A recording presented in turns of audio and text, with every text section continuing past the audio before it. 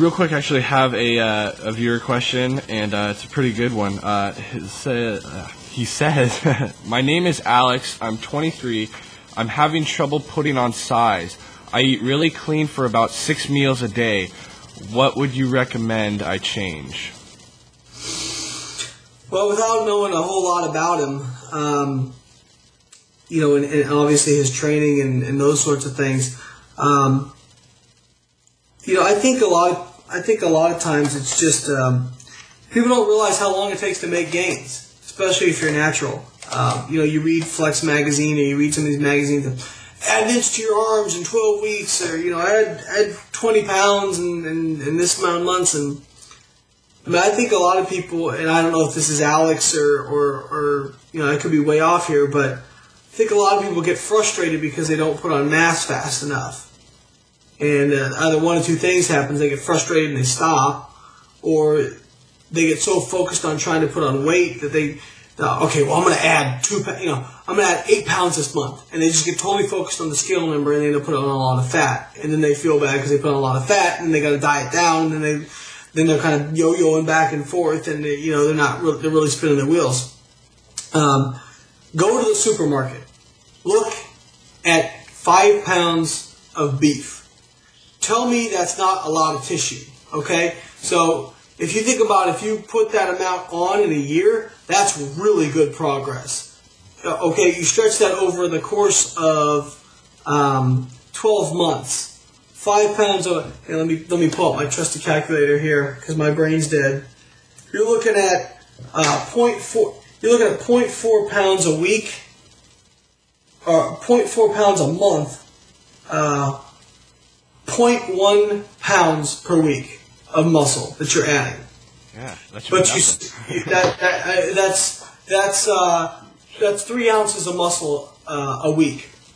That's a half an ounce a day. Okay, sounds tiny, but the summation of that over time of consistency is what makes the difference.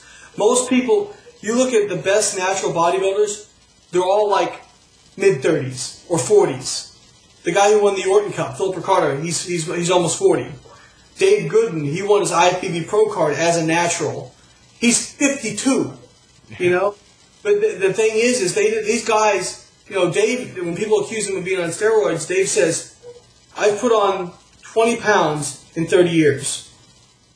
You know, but you know, or maybe it's 30 pounds in 20 years. I forget which one it is. But, you know, the point being, the best guys are the ones that they don't let the slow, tedious nature of it discourage them. They realize that over time, okay, if I just keep making these little gains over time, eventually when I look back, it's going to be a huge difference. You know, I put on, the first time I competed, I was 175 pounds and not nearly as lean as I am now. Now I'm competing at 195 pounds. You know, it's probably a 25, 30 pound difference in muscle mass. But, you know, I never woke up one day and said, wow, I really look bigger, you know?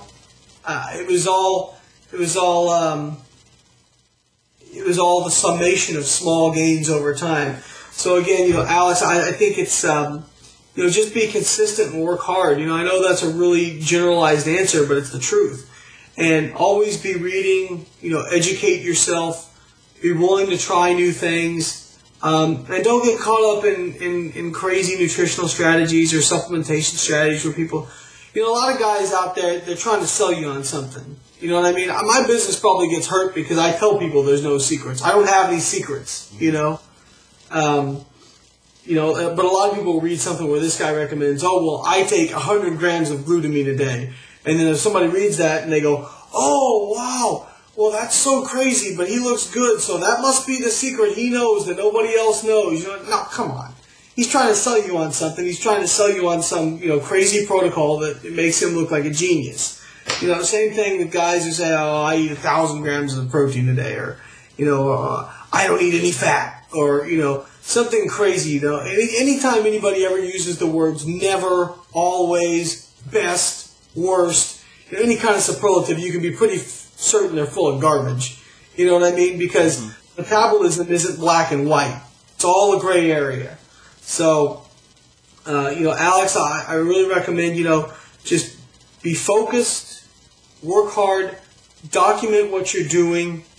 Make sure you're tracking your, not just eating clean, tracking your macronutrient intake and knowing exactly what you're eating every day, and then adjusting that based on how your body's responding, and really tweaking it to try and find out what's optimal for you. That's what I recommend. I realize it's a general answer, but it's kind of a general question. So, just continue to educate yourself and work hard.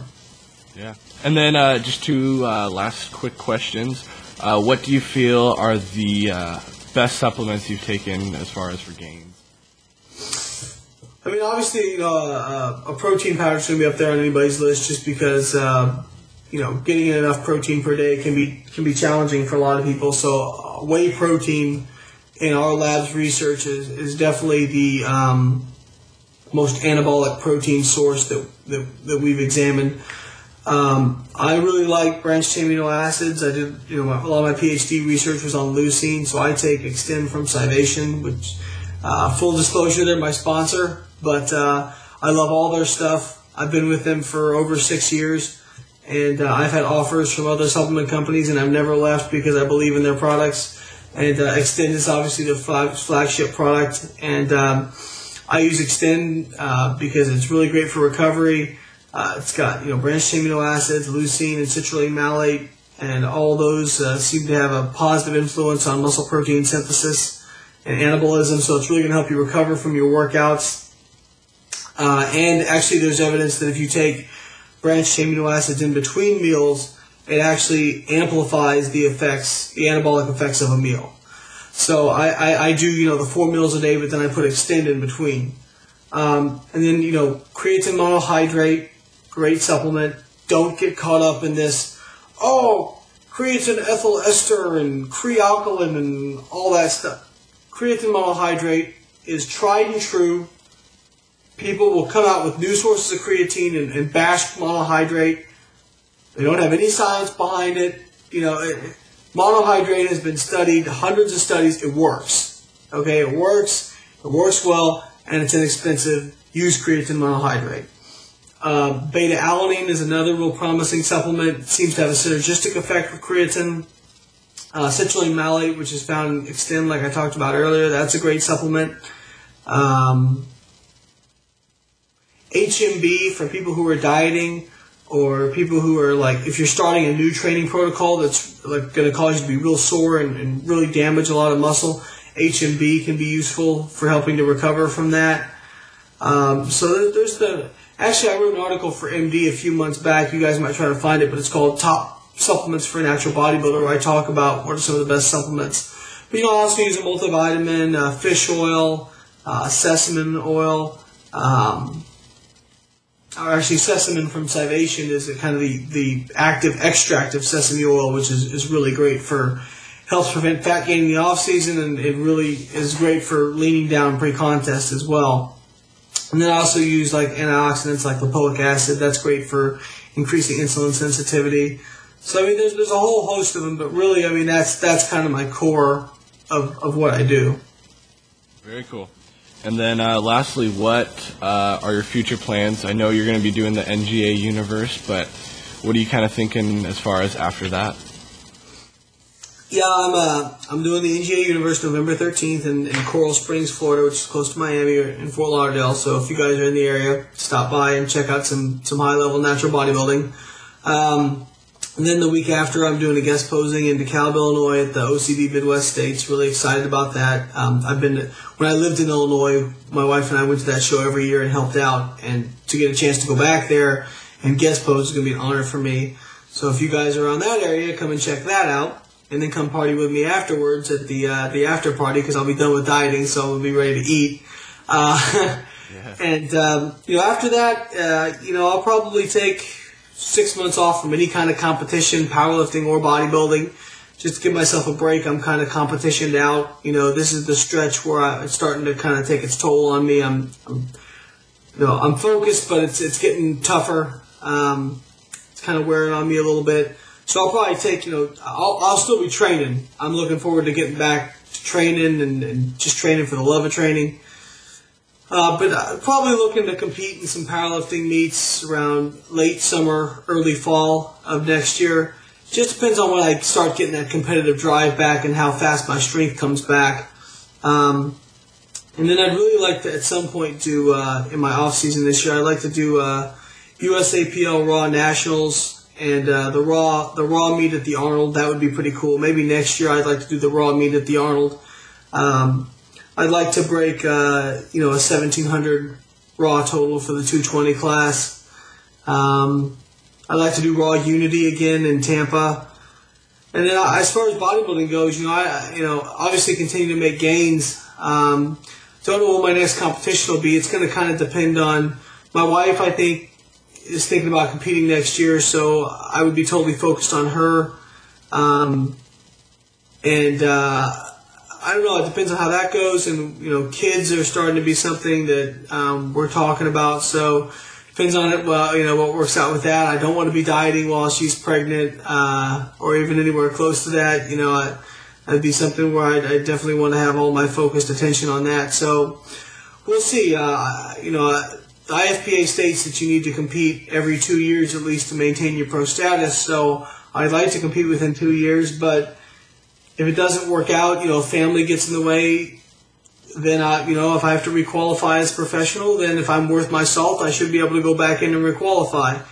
But I think I'll probably be able to get a show in before then. But again, it's going to depend on if I make those improvements, because for me, okay, I've set this bar now where I won my class at the show, I placed top 5 in all my natural pro shows my first year. I don't want to regress from that or stay the same. I want to come in next time and be better. So it just depends on how many improvements I make, because I'm not going to step back on stage until I know I can be better. Very cool. Very cool. Well, thank you so much for your time, Layne. Very valuable insight, geniusness, and I don't know about that. I just want to thank you guys for tuning in to Mass Muscle TV, bringing the competitors to you, and I just want to say thanks and peace. Appreciate it, Caleb. Thank you.